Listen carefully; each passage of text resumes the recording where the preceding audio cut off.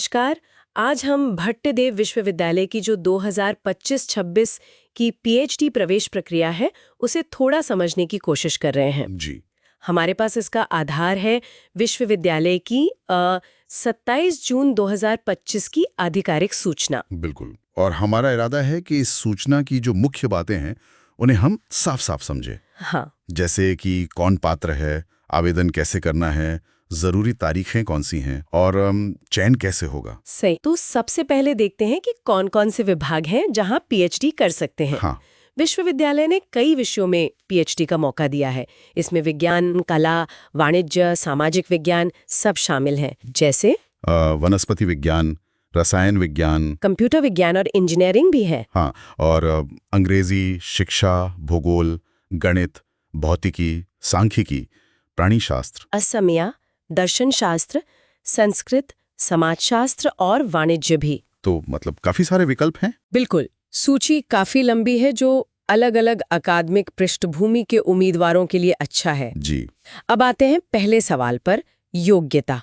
मतलब कौन आवेदन कर सकता है? देखिए, मूल आवश्यकता तो यह है कि आपके पास संबंधित विषय में या उससे जुड़े किसी विषय में कम से कम 55% अंकों के साथ मास्टर डिग्री होनी चाहिए। 55%। ठीक है। हाँ, पर यहाँ एक जरूरी बात है।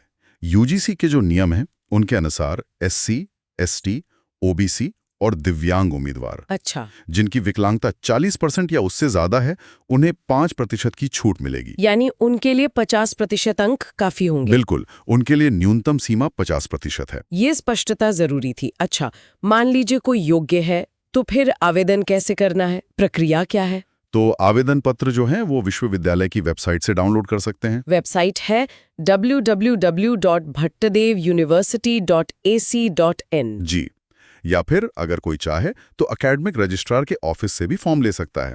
ठीक है।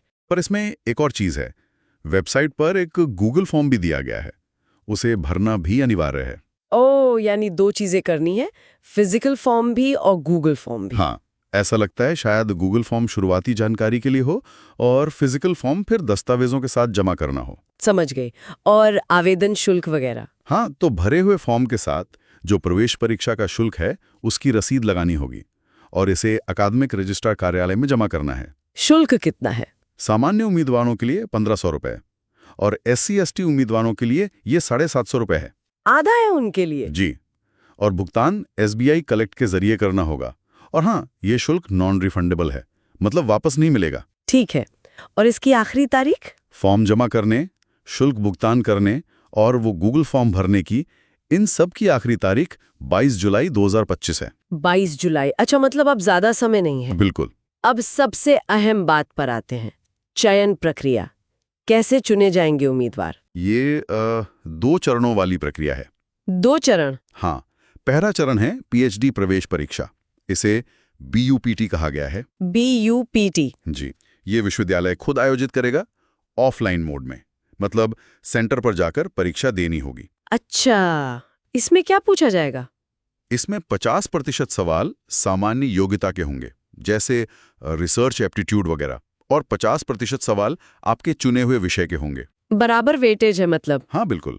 उम्मीदवार की सामान्य शोध क्षमता और विषय का ज्ञान दोनों परखा जाएगा।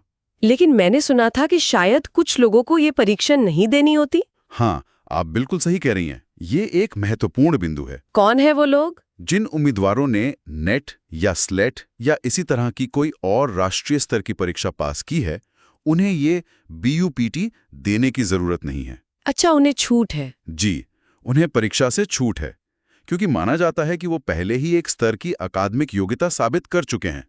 तो क्या उनका सीधा एडमिशन हो जाएगा? नहीं, ऐसा बिल्कुल नहीं है।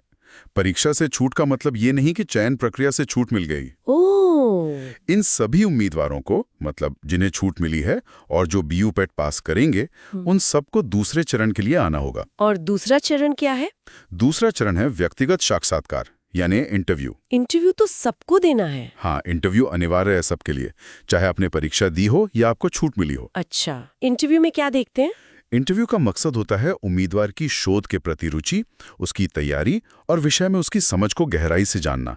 मतलब वो वाकई शोध करने के लिए कितना उपयुक्त है। सही है।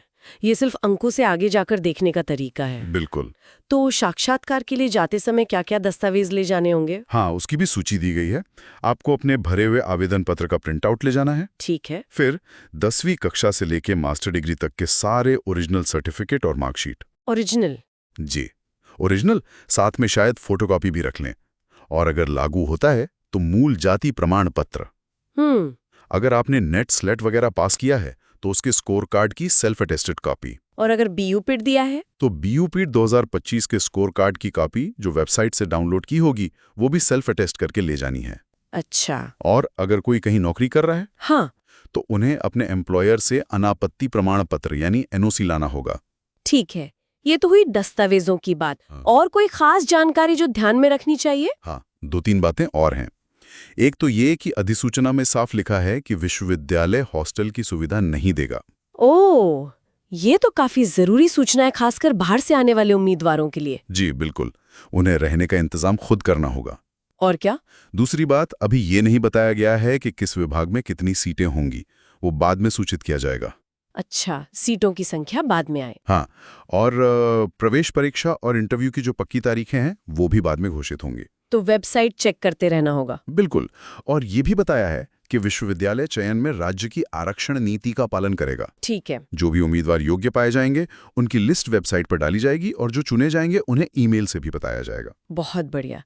तो संक्षेप में कहें तो भट्टदेव विश्वविद्यालय से पीएचडी करने के जो इच्छुक हैं उनके लिए मुख्य बातें क्या हुई? पहली, अपनी योग्यता जांच लें, 55% या 50% जो भी लागू हो। हाँ, दूसरी, आखिरी तारीख याद रखें, 22 जुलाई 2025। बहुत जरूरी। तीसरी, अगर नेट स्लेट नहीं है तो बीयूपेट की तैयारी करें, और अगर छूट है या परीक्षा पास कर ली तो इंटरव्यू के लिए तैयार रहें। और चौथी बात? चौथी और सबसे जरूरी, विश्वविद्यालय की वेबसाइट नियमित रूप से देखते रहें। सारे अपडेट्स वहीं मिलेंगे, सीटों की संख्या, परीक्षा की तारीखें वगैरह। बिल्कुल। चलिए, जाते जाते एक सवाल श्रोताओं के लिए छोड़ जाते हैं सोचने को। जी। ये जो चयन प्रक्रिया है जिसमें लिखित परीक्षा भी है, कुछ के लिए छूट के साथ, और फिर सबके लिए अनिवार्य इंटरव्यू भी, ये जो दोहरी व्यवस्था है, ये उम्मीदवार के किन अलग अलग गुणों या क्षमताओं का मूल्यांकन सुनिश्चित करती होगी? इस पर जरूर सोचिएगा।